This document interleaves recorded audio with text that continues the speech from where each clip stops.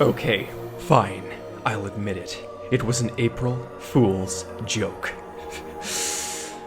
I do not actually think that Mort is from another planet in the universe. The truth is, I actually think he's from another planet in a different universe, not only unrestrained regarding the fourth and fifth dimensions, but the sixth as well. He is not a timeline, or a mirror world, or a kaleidoscopic multiverse, he is more. He is an anomalous hellspawn, more realistic and horrific than your microscopic imagination can fathom, and his timeless soul jar of a pocket-dimensional stomach is expressly entangled with only the most extant of the quantum foam that is infinitely permeating reality. Mort is everything.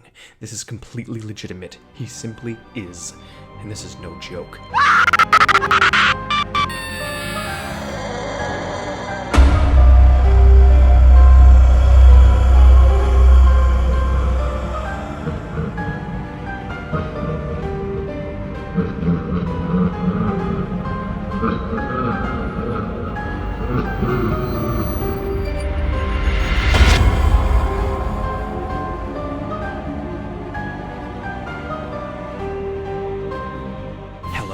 I'm the Theorizer, and sorry for that teaser in the cold open, but so many of you still somehow think this is an April Fool's joke, so I had to bait you. I subverted you by referring to assumptions of his origin, as opposed to this collective endeavor you assumed I was referencing.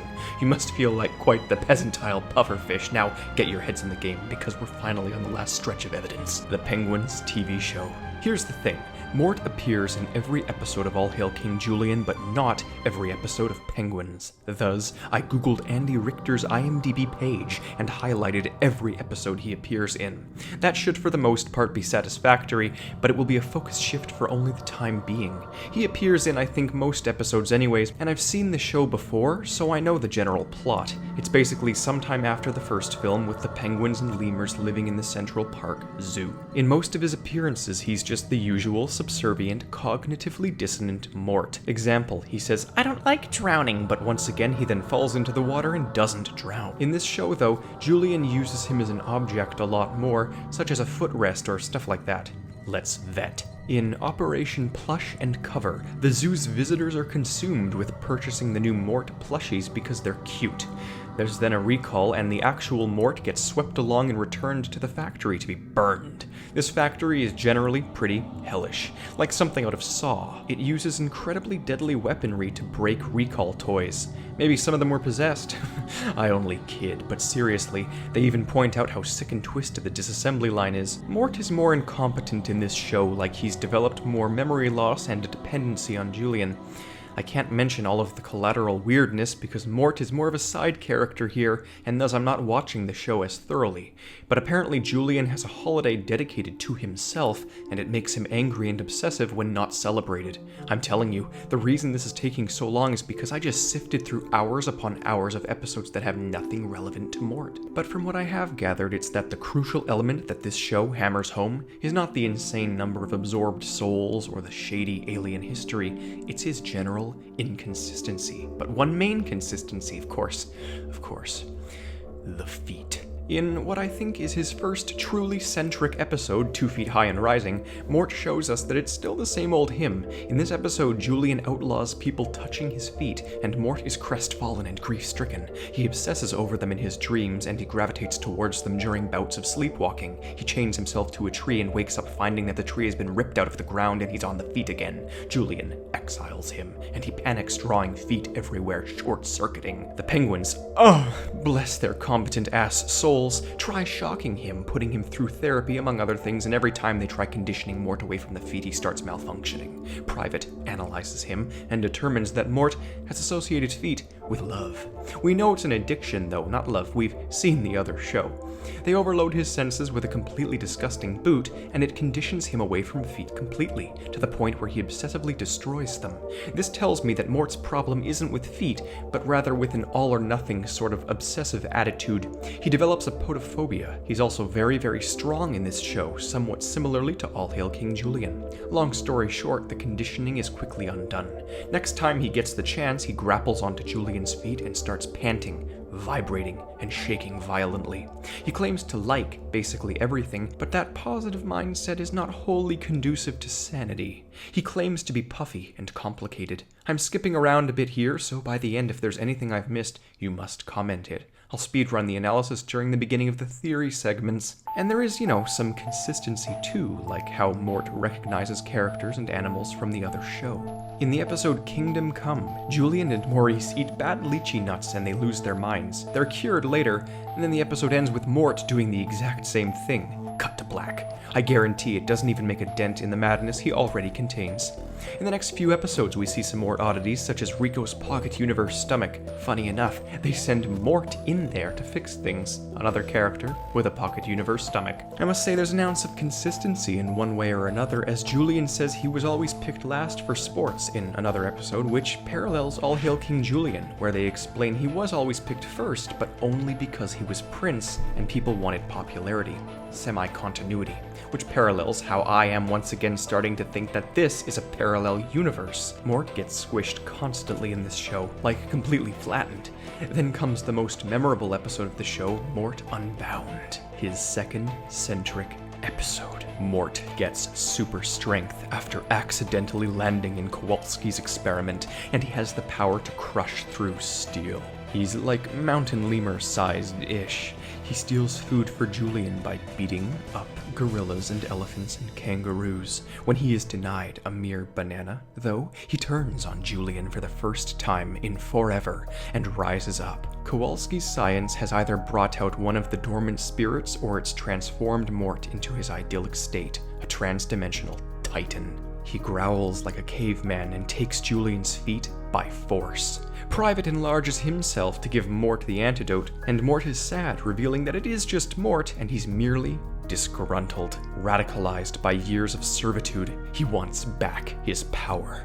Private also starts to like the strength though too, so who knows? Well, I will, when we get to the theory. Things start to get more specific from here on out, less starring, more dedicated recurring. Mort freezes into a block of ice but is fine, obviously. Julian is medically confirmed to be stupid. Mort is used as a wrench and his head cranks something like 2800 degrees. The zookeeper Alice is suspicious of the penguin's intelligence, which is a presumably unimportant but collectively crucial factor. Mort apparently only needs one cherry in his whole food supply and claims to be ever so lightly used. He obviously can eat more, such as chow mein in a prior episode or some of the madness from All Hail King Julian, but the point about his metabolism still stands. I'm missing out on a lot of the penguin's dynamics by skipping through this show, but again, I've seen lots of it in the past. I know the general plot lines, and Mort is the only one who I need explicit consistency regarding, for now. In his next centric episode, Mort falls through a hole and his skull fractures on the concrete, causing the penguins to determine that Mort cannot feel pain, but is too dumb to follow any instructions. They study him, and thank God for that, because Kowalski discovers that Mort is invulnerable due to a halo of ignorance. He physically self-actualizes his ignorance, and it prevents him from being harmed. His will is the universe's will. To do a dangerous job, the penguins attempt to remove all painful or likewise intelligent thoughts from their heads to try and replicate Mort's condition, but it just makes them completely oblivious to everything, including pain, whereas Mort is not quite that, as we well know. The penguins also fixate on the feet, upon this intellectual decrease, prompting Mort to vow vengeance and scream at the heavens, invoking lightning. He uses the machine on the penguins again, causing them to regain awareness before he attacks their enemy himself, and defeats it.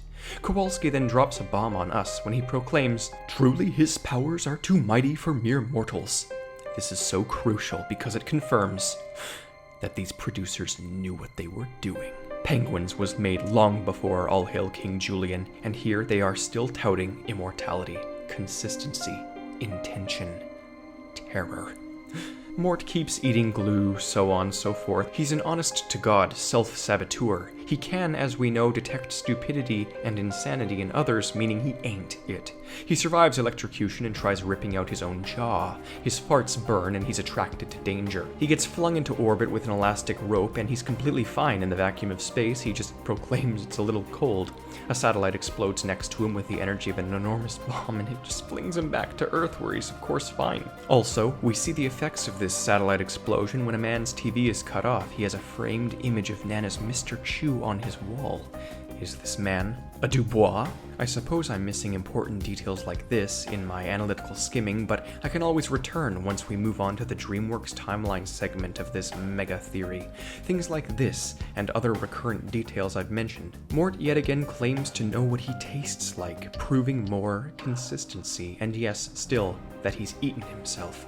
In the Season 1 finale, Mort lies about Julian's kidnapping so that he can caress the feet of his robotic replacement. He finally gives in, and we learn that Skipper's arch-nemesis Dr. Blowhole has kidnapped Julian. Mort starts to go insane without the real feet, and he gets this raspy, whispering, aggressive voice. He runs miles and saves the penguins right as they're about to be defeated by hijacking the evil computer and hacking the laboratory. Yay. On to Season 2. Mort is mortified due to having a tail. His head makes thumping noises. The hell does that mean?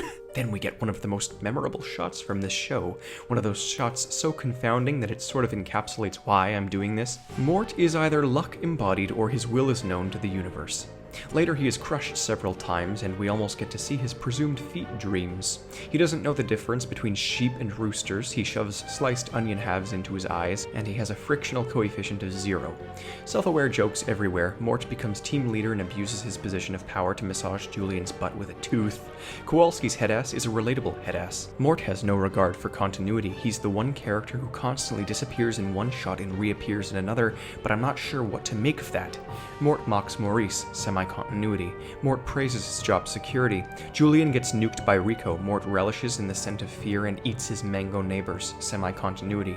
Kowalski points out Mort's Latin death. Mort gets eaten by a snake and tries chewing a penny. Apparently the fountain in the middle of the zoo is a wishing well and everyone starts getting things from it. Sky god migration? I'm not sure. Magic comes later in these theories. Alice, the suspicious zookeeper, wishes she knew what the penguins were really up to, and the wish comes true, revealing their lair to her. She calls on the government to apprehend them and study animal-human interrelations. I seriously need to come back to this show and rewatch the whole thing after I finish the Mort aspects, because it will come supremely in handy when I discuss the magic and animal intelligence of the DreamWorks timeline. I'll probably also have to rewatch the Kung Fu Panda shows when I tie that in too.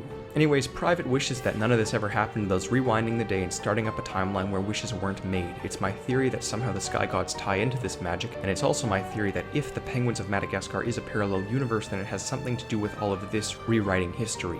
Now, it's also possible that this was all in Private's mind after being concussed early in the episode, but then it wouldn't necessarily account for many of the perspectives of various characters in the episode. Kowalski also mentions this obvious cop-out, and then they have the obligatory, but maybe it was real, at the end. Thus, ambiguity. Mort later talks about Christmas Steve, a spirit who knows if you've been bad or good. Mort then gets the creepy voice he has in All Hail King Julian, and he says, "That's creepy," as he looks around suspiciously and slowly hides away. Semi-continuity. Mort introduces Julian to April Fool's Day, which is a huge coincidence considering my circumstances when starting all of this, and Julian goes around pranking everyone. When the pranks turn on him, Julian threatens to tell on everyone to Christmas Steve, to which Mort pops up again at the very end of the episode and whispers, "Creepy." Sky God. I almost completely brushed over the episode entitled The Penguin Stays in the Picture because it was misplaced in this season, but in it, crucial things occur. A photographer comes to the zoo and loves Mort's cuteness over Private's, and Private wants revenge. He asks some other animals to deal with it, and later thinks he's accidentally had Mort assassinated. So he's full of regret, especially when he starts seeing Mort's ghost everywhere. Only Private sees Mort, probably due to his guilt, or because it's not really Mort. But it has his personality nailed down, and the ghost describes itself as intangible and translucent. He violates Julian's feet as a ghost. Mort starts mocking and teasing Private. He threatens to haunt him. Very evil. Mort's ghost triplicates and starts harassing Private non-stop. He picks up a solid popsicle and tries eating it, so he can be tangible. I just spent a while discussing ghost tangibility and dimensional anomalies in my SpongeBob theory on the Flying Dutchman in preparation for this sort of thing, but I'm at a loss for words right now. Nothing can prepare me. This sick entity is always one step ahead. We later learn that Mort was not killed but kidnapped just temporarily, and that the ghost was a figment of Private's imagination. Ha! I doubt it. Mort is later seen drawing highly abstract art, as well as that fact that he picked up the popsicle as a ghost, and, well, we know how Mort operates. He has a multitude of spirits within his mind, and it's currently my running theory that he's an alien from a parallel universe, and perhaps that this is the said parallel universe, hence the timeline malfunction. But all of that recap and presentation will come in the theory segment. I believe the animation style difference is similar to the rationale had in the three-dimensional world behind the wardrobe during Exile, in that it, denotes a variable multiverse. It's possible Mort keeps absorbing and reliving lives in different manners, like this one at the zoo, and it once again supports my theory that the entire Madagascar, or DreamWorks even, canon is a multiverse of Mort's own imagination. Again, this is something I will try compartmentalizing in the theory videos, but these might be onto something. He's a haunted entity, a poltergeist of infinitely many malicious souls. His goal seems to be to dominate the world and be beloved by all, so he can rule unmatched.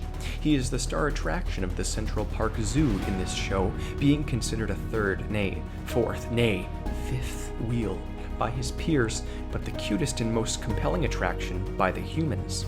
It is deeply disturbing that the consistency is maintained in this show, which is not nearly as upfront about being weird and was made before the Netflix show. Ugh, there's so much going on here. He's sacrificial in this show too. He drinks 20 times his own body's volume in water. Pocket universe. He can hold in urine for days. Mort finds a small basic handheld video game and never puts it down, obsessing more than the feat. Julian wants Mort's attention back, so Kowalski steals the chip from the game, as oddly it is extremely advanced. This devastates Mort, so he gets a cell phone instead. This episode wasn't showing up at first, and I don't know why. I can't miss anything here. He does seem to feel some level of pain though, too. In another episode, he praised the sky gods for forgiveness for doing something he can't remember doing. He asks if it was because he did something to Maurice's oatmeal.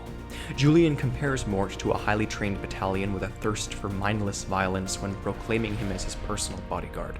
Mort responds by saying, "I artichoked the ukulele hamster." Later, in an event that with flair could be described as a flood of universal truth, it is revealed that Mort only loves Julian for his feat. Devastated, Mort cries at the heavens, screaming, "It's true!" And Julian, unfazed, says, "Well, duh."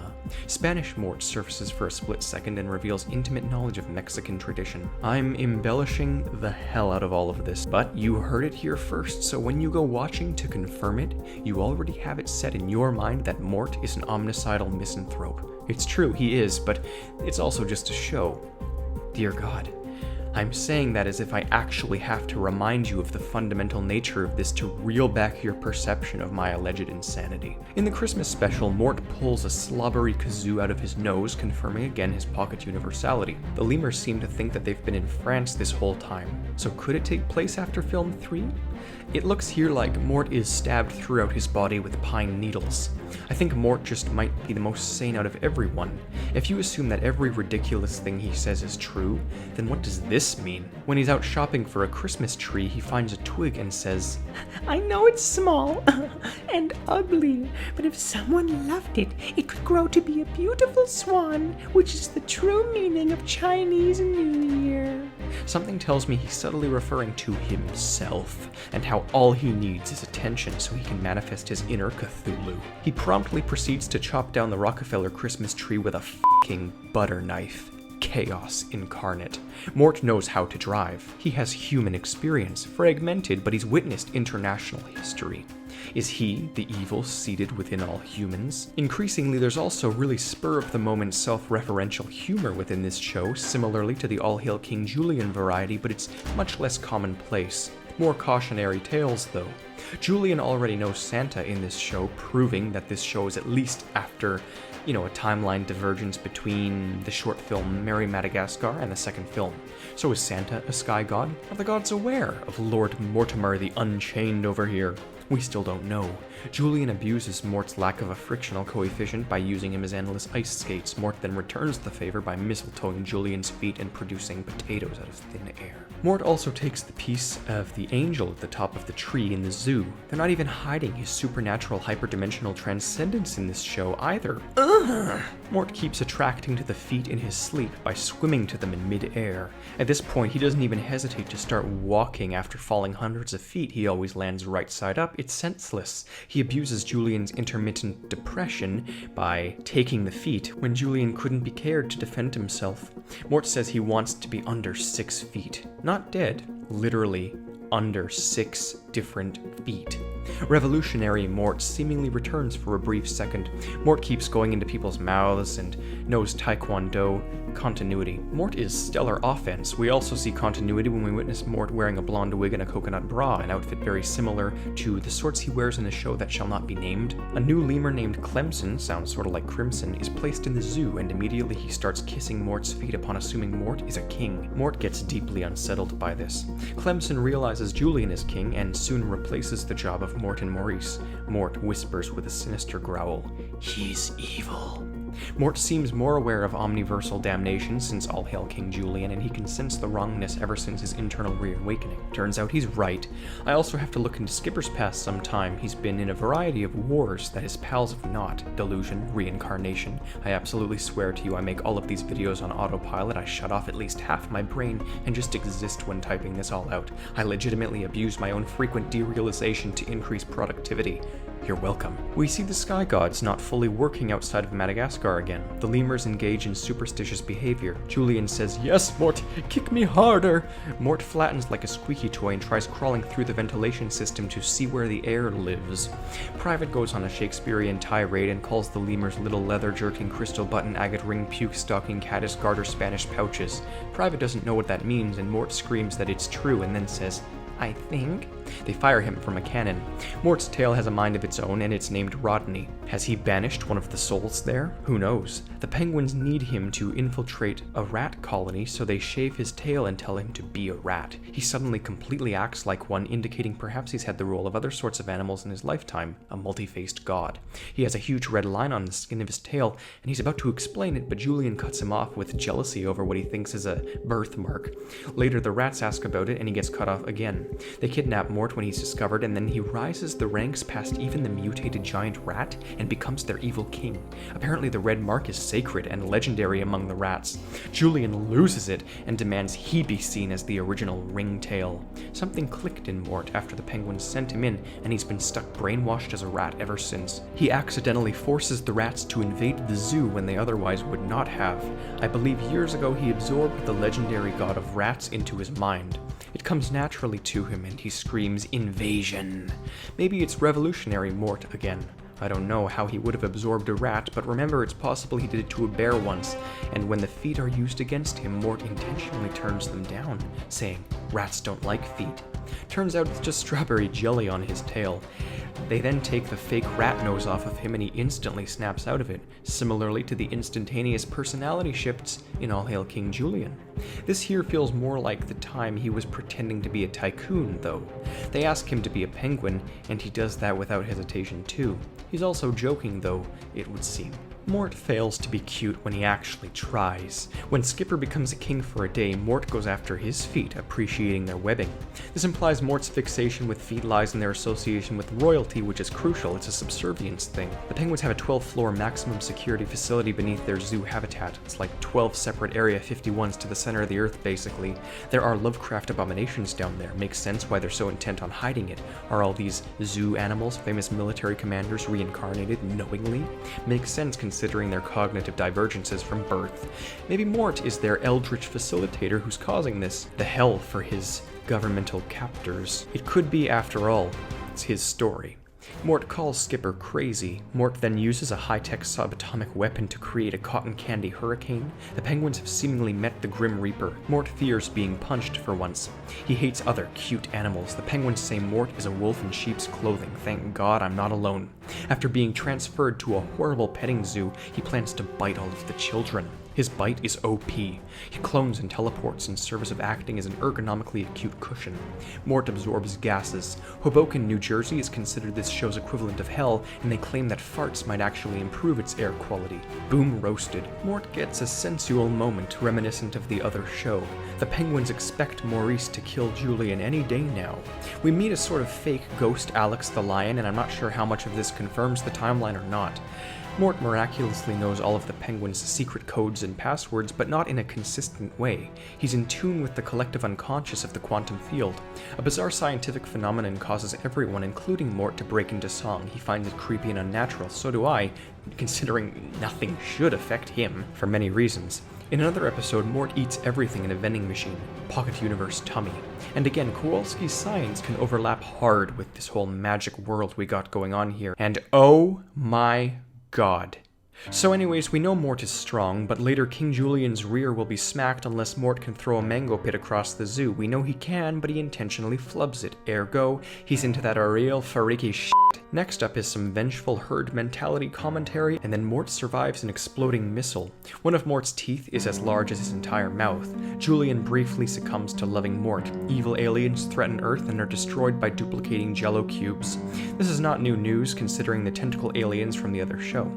There's a season 2 episode named Alienated that involves a pretty freaky plot, but I couldn't find it anywhere. From what I understand, Mort demonstrates a little bit of his power there too, but on to the final season. Mort calls his tail Rodney again. Mort bullies Private. Mort dismisses everyone as unimportant if they aren't within the royal circle. Maybe that's why he's so obsessed. Mort angrily raps about attacking things with coat hangers. A baby Fusa enters the zoo and Mort wants to rip out his eyes. Julian crawls through an elephant's butt and out its mouth? Julian has a nervous breakdown and Mort backs away slowly. Julian calls Rico fat. Obviously, I mean he's a pocket universe. Mort calls the baby Fusa a booty eater. Damn! Mort breaks faces and creepily relishes in it. He climbs in the sewer and laughs like the bride of Chucky. Mort blows up on dynamite. He has hella petty cash. The news thinks Mort and Maurice are furry children. Mort plays in a dog's mouth. Kowalski has experience as a high-strung mother. Mort finally has a bizarre romantic all-hail King Julian moment with a sock as he walks away romantically and says, "Don't be a stranger." We're getting closer to the inception of that show, so I'm not entirely surprised. Mort is a walking, talking confirmation bias. The cavalier, iconic humor is also in full effect now, such as when Julian pops by and casually says, "Hey neighbor, I'm here for a cup of money." There are weird things too, like red herring Morse code sprinkled around a toy store. Mort fears sacrifice when there are real stakes for some reason. Mort and the gang burp to save the world. Long story. More Mort licking. Ladies love him. Now we're midway through the last chunk and oh, half the season is missing. You see, I paid $90 to YouTube just to get all these episodes, and I didn't even get my money's worth. Just as the show was getting really good too. Nowhere else has these missing episodes either, so now I'm at a severe disadvantage. In addition to Season 2's Alien episode, we're missing Feline Fervor, King Me, The Otter Woman, Action Reaction, Thumb Drive, Private in the Winky Factory, Mental Hen, and Skipper Makes Perfect. Then, we're also missing the entirety of the show's 7-episode-long reboot finale from Nicktoons containing Operation Swampanzee, Snowmageddon, Tunnel of Love, Operation Lunicorn Apocalypse, The Penguin Who Loved Me, Best Foes, and finally, Night of the Vesuviuses. Comment if I missed any supernatural moments or Mort moments that you deem crucial at your own discretion. If I can find the missing 16 episodes, I will speed recap them at the beginning of the next part to this journey. The good part, the theories. This is when things will get really creepy, and it's when I will take all of these little comments and ideas I've been throwing about and unify them. I think that whatever happened to Mort in the credits of the Penguins film seriously screwed his mind and the timeline, but how do you fragment the fragmented? That is the question. Things are going to move very fast now, so you'd better subscribe. There's a lot coming in a very short amount of time. Can anyone truly be ready for it? No. The only reason I can do this is because every single time I look in a direction that has crucial information, I don't know what I'm stumbling into. It's literally the equivalent of you viewers screaming, "Don't open that door," and I swing it wide open anyways, oblivious to the fact that it was Pandora's box and I've been sucked inside, replacing the horrors that were once locked away. I've been preparing for this. I'm interdisciplinary and unemotional. Mort is a fictional character. Anything that comes at me is a monster of my own creation for the entertainment of, let's face it, myself.